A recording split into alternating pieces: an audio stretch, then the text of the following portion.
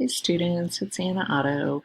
I just finished grading the Chapter 6 reviews, and so I wanted to give a quick explanation of item 18, which was the most frequently missed of the items that I chose for grading.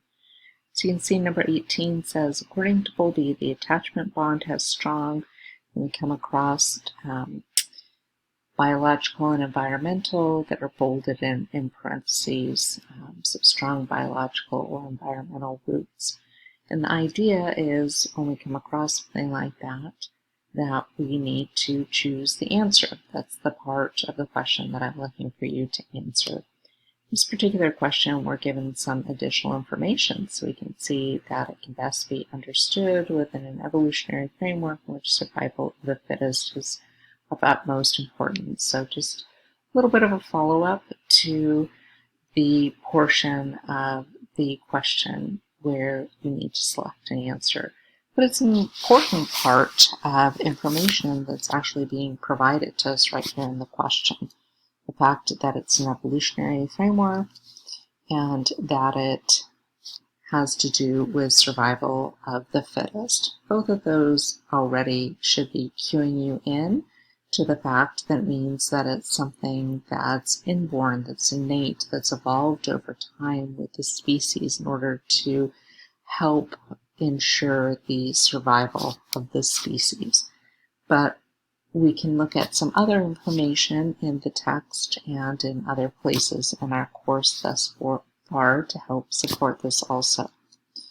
So looking at this excerpt from the chapter, on page 156, there is a discussion of Bowlby, and namely of the ethological theory of attachment, which is what was developed by John Bowlby. We learned that attachment is an evolved response that promotes survival. And so again, this idea that it evolved with our species in order to help promote survival of our species. It's important information, and again, tying back to these biological roots. This section also gives us information specifically that it is innate, so that the infant's relationship with parent begins as a set of innate signals, so that they're inborn, they're not something that the child needs to learn.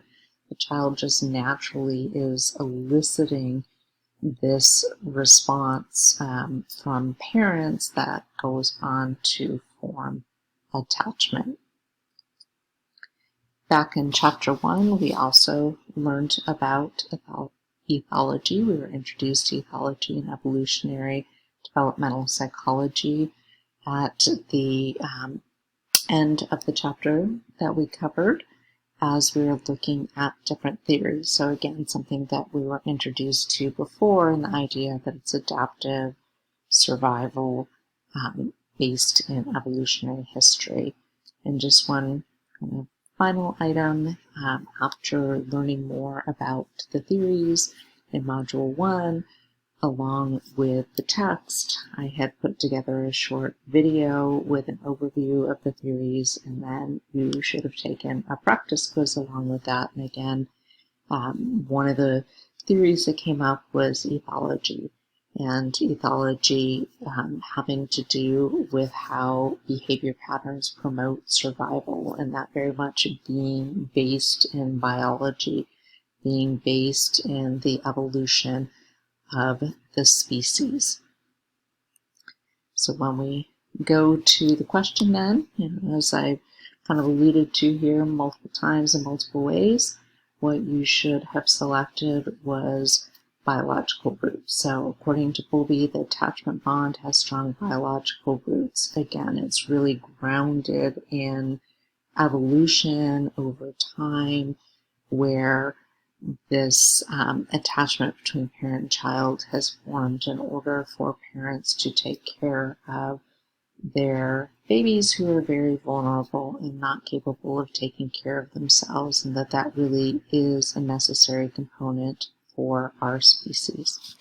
Okay, hope this explanation helped. Take care.